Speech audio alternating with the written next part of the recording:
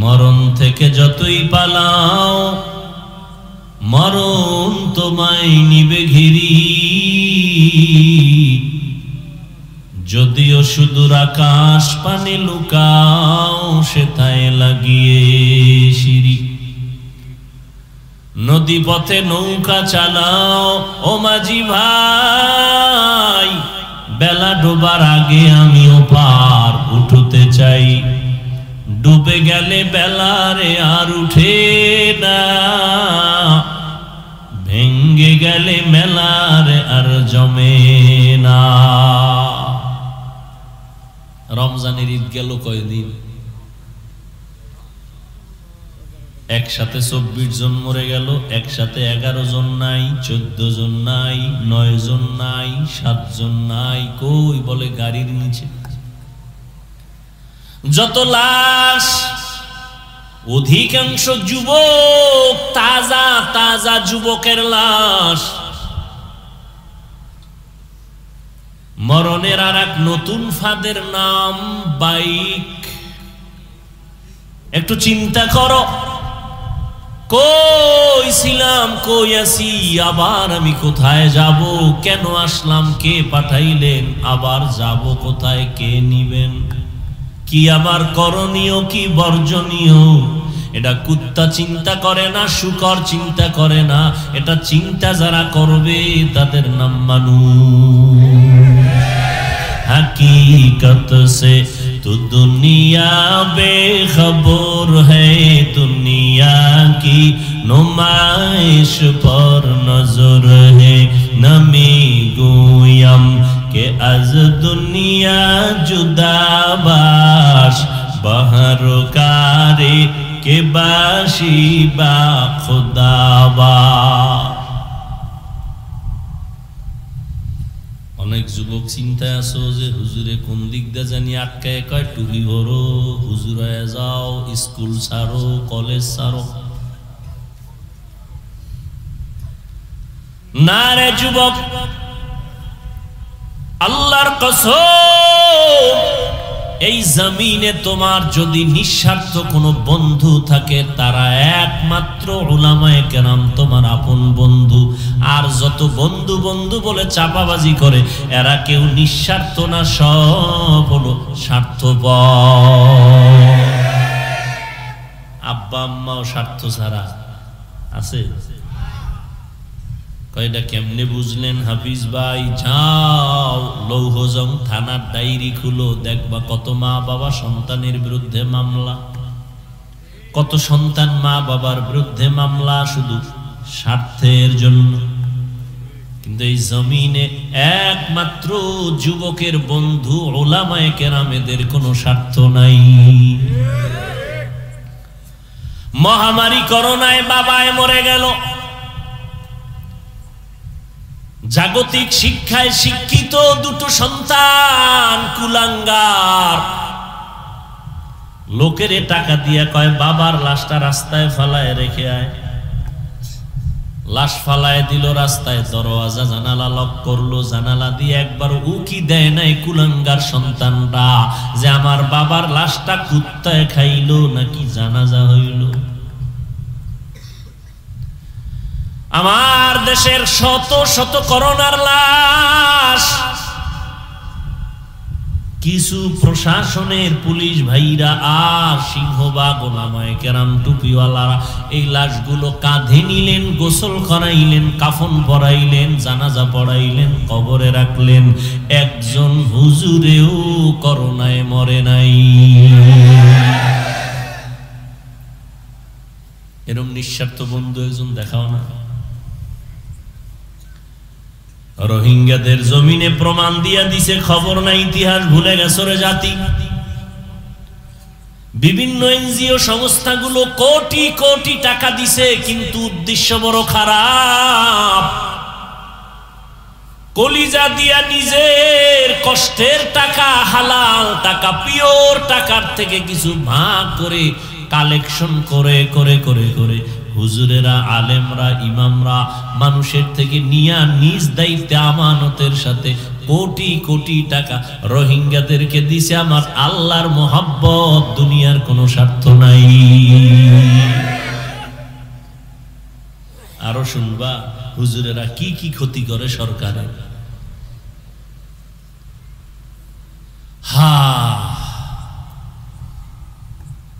এই দেশে আমার যত বিকলাঙ্গ প্রতিবন্ধী সন্তান, এদেরকে বসাইয়া খানা দিবে সরকার, তার দায়িত্ব। শিক্ষা, ভাত, কাপড়, বাসস্থান দায়িত্ব সরকারের, সব দিবে, ঘর উঠায় দিবে, কাপড় দিবে, টাকা দিবে, খানা দিবে, সব কিছু দিবে। কিন্তু আমার দেশের হাজার হাজার হাজার আলেম ওলামাদের মাদ্রাসার ভেতরে প্রতিবন্ধী, অসহায়, গরিব, এতিমরা ফ্রি লেখাপড়া করে। এদের 24টা ঘন্টা একজন আলেম সময় দিয়া আদব শিখায়, আলিফ শিখায়, ক শিখায়, খ শিখায়, আদবওয়ালা বানায়, মানুষ বানায়। স্কুলে চাকরি করে, বেতন এত, ক্লাস টাইম ছাড়া শিক্ষক নাই। আলাদা যদি ছাত্র পড়তে চাও কোচিং নামের টাকা দাও। আর হুজুরে মাদ্রাসায় পড়ায় মাত্র 5-7 হাজার টাকা বেতন। 24টা ঘন্টা মাইয়া পোলা বউ রাইখা মাদ্রাসায় পড়ে থাকে, মসজিদে পড়ে থাকে। জেলখানার আসামির মতো ইমামরে তোমরা মসজিদে রাখো।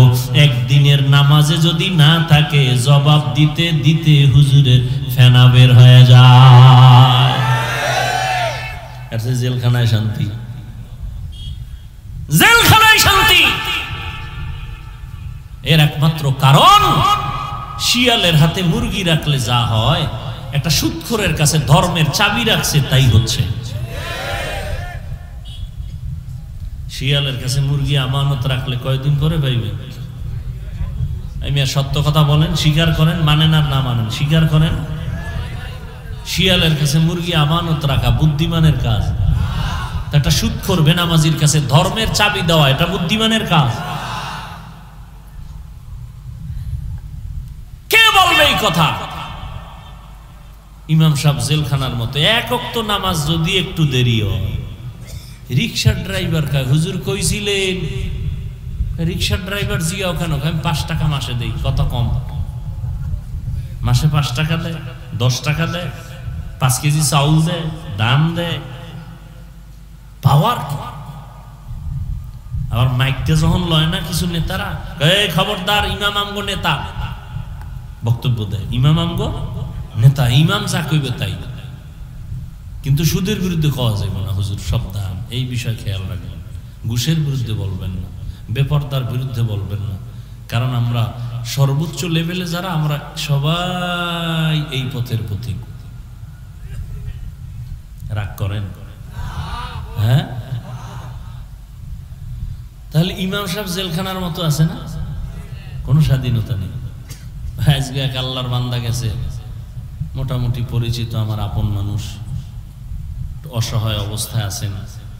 এই মুন্সিগঞ্জ এক জায়গায় কাইল না জুমা পড়াইছে, কাল জুমা পড়াইছে। কমিটিরা কি কইছে? কইছে হুজুর আপনার ভালো লাগছে, রাখবো, কিন্তু ফ্যামিলি নিয়ে আপনার বাসা নিয়ে থাকতে হবে। আমগো এলাকায় এইরকম কোনো ফকিন্নি নাই যে আপনার একবেলা খাওয়াইবে, বুঝেন? কিন্তু এমন কোন ফকিন্নি এই মুন্সিগঞ্জ এই নাই যে ইমাম সাহেবের একবেলা ঘর থেকে বাদ দেবে, এ নাই। আপনি যদি বউটৌ লইয়া আপনি বেসালার একা একা পাকায় খাইতে পারেন, তা আমরা রাখবো না। কিন্তু আমাকে গ্রামে খাওয়াইবে এরকম কোনো ফকির নেই। সব ভিআইপি, সব ভিআইপি। সিআইপি তো দেখলাম আলহামদুলিল্লাহ, এর নিচে হইল সব ভিআইপি। ইমামরে খাওয়ানোর মতো এই মনটাই নেই। এবার টাকা নাও, টাকা দিয়ে দাও, 50-100 টাকা লাগলে নাও, তারপরে এই ঝামেলা করা যাবে না। আর আগের দিনের স্বামী চাইছিল, মহিলা চাইতো না, এই হুজুরের একবেলা খাওয়ান মানি আমার রিজিকের বরকত। আর এখন নাই, এগুলো কিচ্ছু নেই। গাছের ভালো নারিকেল, গাছের ফলটা হুজুরের জন্য রিজার্ভ, এখন নাই। কেন? হুজুরগো দোয়ার মধ্যে কোনো অ্যাকশন নেই। হুজুরগো দোয়ায় কি নেই? একজন বলে গেছে বড় পীর সাহেবের কাছে, যাইকে হুজুর ছেলে মেয়ে পাই না, মানুষে কত আদর করে, আব্বু আব্বু কয়। আমার একটা দোয়া যদি করতেন, একটা বাচ্চা পাইতাম, সন্তান আমাকে আব্বু কইতো, আমিও তারে আদর দিতাম। হুজুরকে যাও দোয়া করবো, তবে টাইম লাগবে 1 বছর। কয় বছর? 1 বছর টাইম লাগছে। কোনো ছেলে নাই, মাইয়া নাই, কিচ্ছু নাই।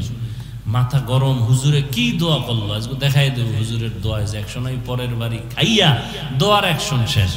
যাই হুজুর কি দোয়া করলেন? ছেলেও নাই, মাইয়াও নাই, হিজড়াও নাই, মাঝখানেরটাও নেই। কি দোয়া করলেন? 1 বছর অপেক্ষা করলাম। হুজুর কয় আমার দোয়া তো অবশ্যই কবুল হওয়ার কথা, তুমি বিয়া করছো নি? কেন আমি বিয়া করিনি। রাগ করেন, খুব রাগ করেন। অনেকের তো ঢুকতেছে কলিজার মধ্যে, মাইনে নেওয়াটা কষ্ট হয়ে যাইতেছে। হুজুর ওয়াজ করবেন, এডি হুলতে নিয়ে আমরা আইছি, তাহলে তো তুফান হওয়াটাই ভালো আছে। জিন্দেগি মে বন্দগি তু কর নাহি, जिंदगी में बंदगी तू कर नहीं, जिंदगी बे बंदगी शर्मिंदा है, जिंदगी बे बंदगी शर्मिंदा है। तो পরে মাওলানা সাহেবরে বললাম আজকে যে আপনি যান, আর যদি মনে করেন কমিটির কাউকে আমার বলতে হবে, তাহলে আমি বলে দেব। আপনাকে রাখার জন্য যা করার আমার সহযোগিতা লাগলে আমি করবো ইনশাআল্লাহ। মানুষ অনেকে বুঝে করে, কেউ না বুঝে করে। হায় হায় হায় হায়, দুনিয়া মে হো দুনিয়া কা তলবগার না হো, बाजार से गुजर हो खरीदार न हो,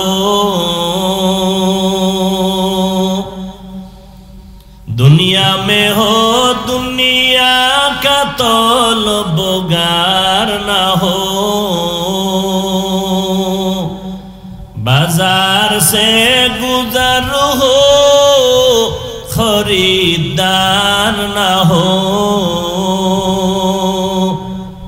ये दुनिया एक मिसल कागज फूल है, ये दुनिया एक मिसल कागज फूल है, जिंदगी में बंदगी तू कर नहीं,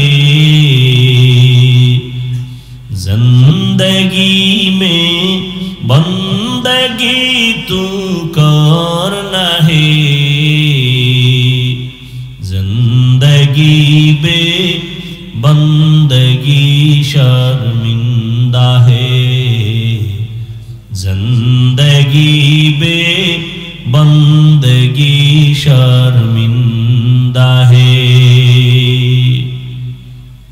আমি কিন্তু আলোচনা যাই করছি একেবারে জরুরি লাইন ছাড়া কথা বলি নাই, যেটি দরকার এটি বলছি, কিন্তু মূল যে আলোচনা আয়াত আর হাদিস নিয়ে এর আশেপাশে হইছে, কিন্তু ভেতরে লাইন ভাবে যে বলবো এই সময় হয় নাই, হবেও না।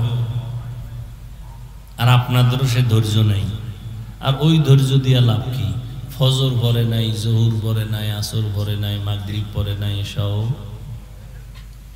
এখানে আসে কিরম কেউ নেই। কথা বলেন না কেন? এরা বয়ান শুনে গিয়া ফজর পড়বে কিনা আল্লাহ ভালো জানে। কারণ ওই যে মোবাইল তো আছেই, সারা রাত্রের মোরাকাবা করবে, কবিরা গুনাহ করে করে সারা রাত কাটাবে। হ্যাঁ, হুজুর হুজুরের লাইন, ওই ব্যস্ত মোবাইল, ছেলে ব্যস্ত কি মোবাইল, মেয়ে ব্যস্ত কেন মোবাইল, স্ত্রী ব্যস্ত মোবাইল,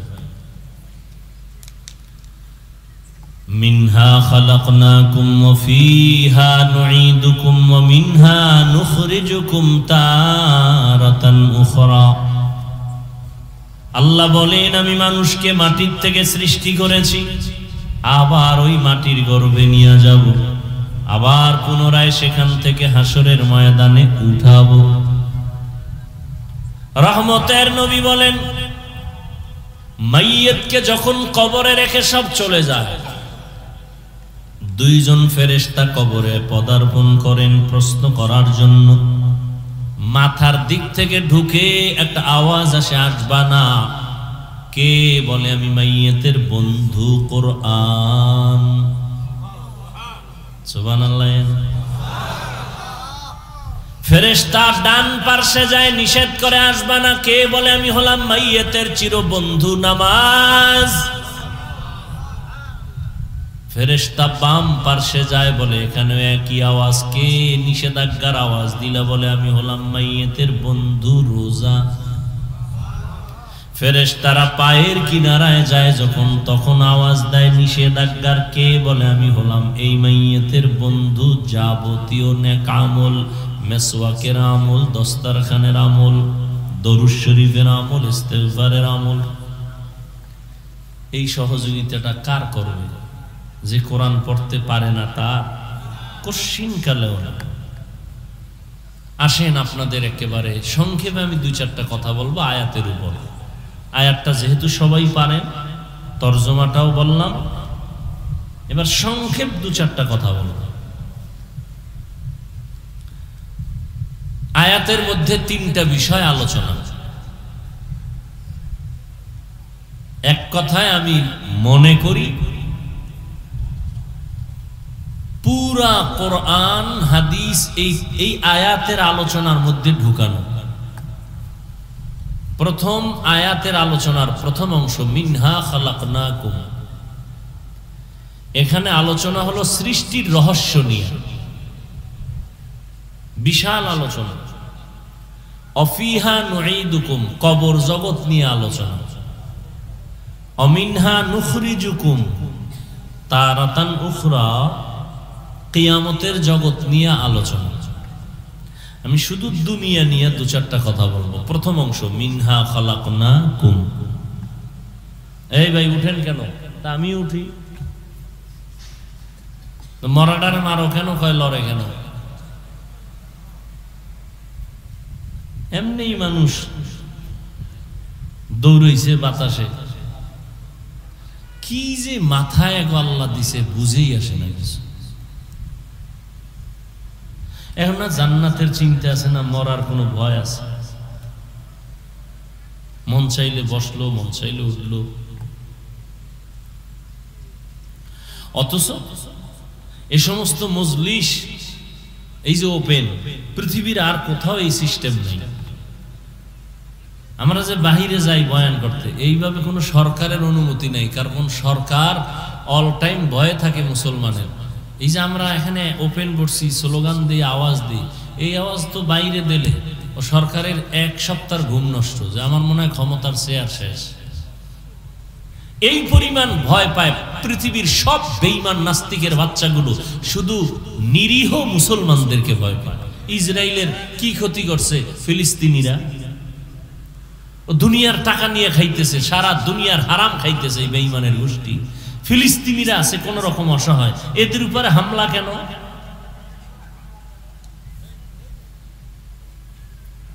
এর একমাত্র কারণ এদের আধিপত্য বিস্তার করতে চায় সব জায়গায়, সেখানে মুসলমান বাধা। যে ইসলামের লাইনে খুব বক্তব্য দেয় এক একজন, ইসলাম ভিতরে চায় না কেন? যে ইসলাম যদি মানে তাহলে চুরি চলবে না, দুর্নীতি চলবে না, ডাকাতি চলবে না, যৌতুক চলবে না। যারা যৌতুক খায় বিয়ার আগেই কন্ট্যাক্ট করে, মাইয়া কেমন ভালো খায়, যেমন তেমন হোক সমস্যা নেই, বিদেশ যাওয়ার ভিসাটা হইলে ওকে, বাস। কি আপনাকে এই অঞ্চলে বোধহয় নেই এদের মতো জালেম। এ যারা যৌতুক খায়, যারা নেয়, সব জালেম জালেম জালেম, ডাকাত, ইতর, ফকিন্নির ঘরের ফকিন্নি। এদের মতো ফকিন্নি পৃথিবীতে আর কেউ, এদের মতো জালেম কেউ, এদের মতো ডাকাত কেউ, এদের মতো ইতর কেউ নেই। সরকারি আইনও এটা অবৈধ, আল্লাহর আইনও অবৈধ। নারীর দুশ্মন যদি থাকে তাহলে প্রথম ধাপের দুশ্মন যারা যৌতুকের মধ্যে জড়িত, এরা নারীর স্পষ্ট দিবালোকের না, এরা প্রথম সারির দুশ্মন নারীদের জন্য। আর এরা চাপাবাজি করে ইসলাম নারীর অধিকার দেয় নাই। তো কে দিয়েছে নারীর অধিকার? সেই বয়ান তো রহমতের নবীর, কিভাবে নারীর অধিকার রসুল দিয়ে গেলেন, আল্লাহ নবীর মাধ্যমে প্রতিষ্ঠা করলেন। নবী এমন এক জায়গায় আসছেন যেখানে বাবা হইয়া কন্যা সন্তানকে জবাই করে, পাথর চাপা দিয়া মেরে ফেলে। আর সেই জমিনে নবী আইসা শান্তি প্রতিষ্ঠা করলেন। আল্লাহ লিস্টি পাঠায় দিলেন জিব্রাইল, নবীর গিয়া লিস্টি দেখাও, এই লিস্টিতে যত নাম আছে এরা বিনা হিসাবে জান্নাতি। মিনহা খালাকনাকুম, আল্লাহ বলেন আমি মানুষ মাটির দ্বারা সৃষ্টি করেছি। সৃষ্টির বেলায় কোরআনে আবার ভিন্ন আয়াতে বলেন আমি আল্লাহ মানুষকে জমাট রক্ত দিয়ে বানাইছি। ইকরা বিসমি রাব্বিকাল্লাযী খালাক, খালাকাল ইনসানা মিন আলাক। তাহলে মানুষ সৃষ্টির দুই কথা পাইছি, একটা হলো মাটির, এখানে পাইলাম কি? কথার জবাব দেন নিলাম মোনাজাত দিয়ে দাও, জমাট রক্ত থেকে। দুই, তিন নাম্বার আল্লাহ বলেন আমি মানুষ সৃষ্টি করেছি নাপাক পানির থেকে। ওয়ালাকাদ খালাকনাল ইনসানা মিন সুলালাতিন মিন তিন সুম্মা জাআলনাহু ফি নুতফাতান ফি ক্বারারিন মাকিন সুম্মা খালাকনান নুতফাতা আলাকা ফাখালাকনাল আলাকাতা মুদগা ফাখালাকনাল মুদগাতা ইযামা ফাকাসাউনাল ইযামা লাহমা সুম্মা আনশানাহুম খালকান আখার ফাতাবারাকাল্লাহু আহসানুল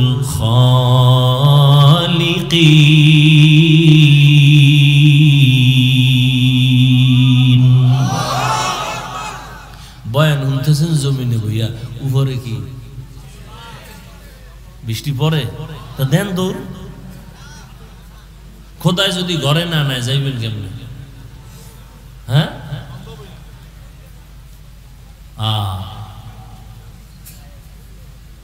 হায় হায় আল্লাহর পরীক্ষা।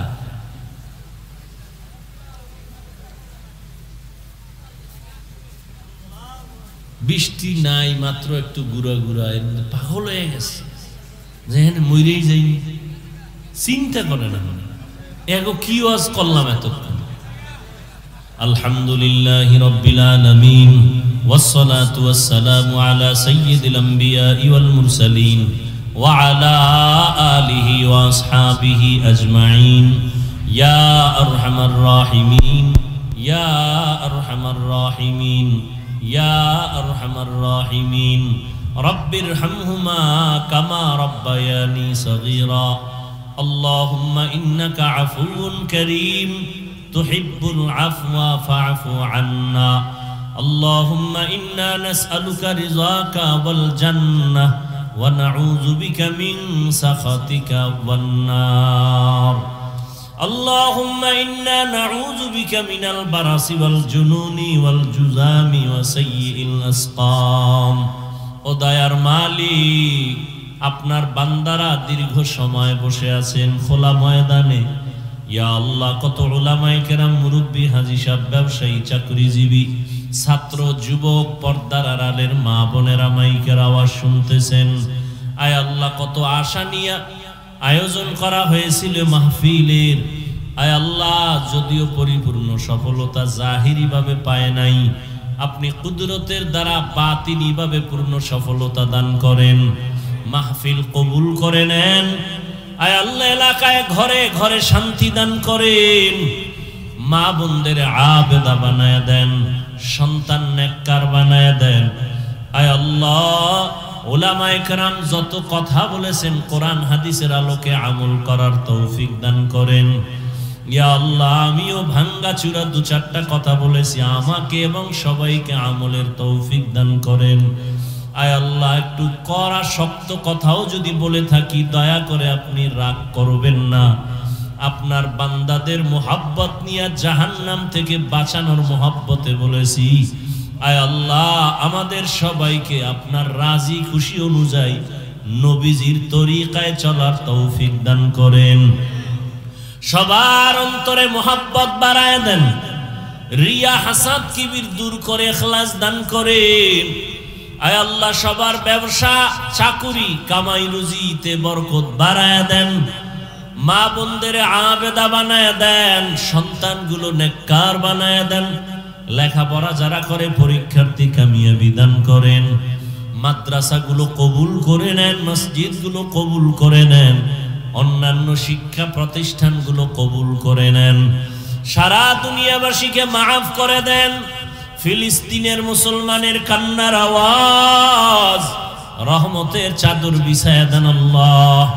ইসরায়েলের জালেম সহ সমস্ত জালিমদের জুলুম থেকে মানুষগুলোকে হেফাজত করেন। আমার কলিজার দেশ বাংলাদেশ শান্তির দেশ বানায় দেন।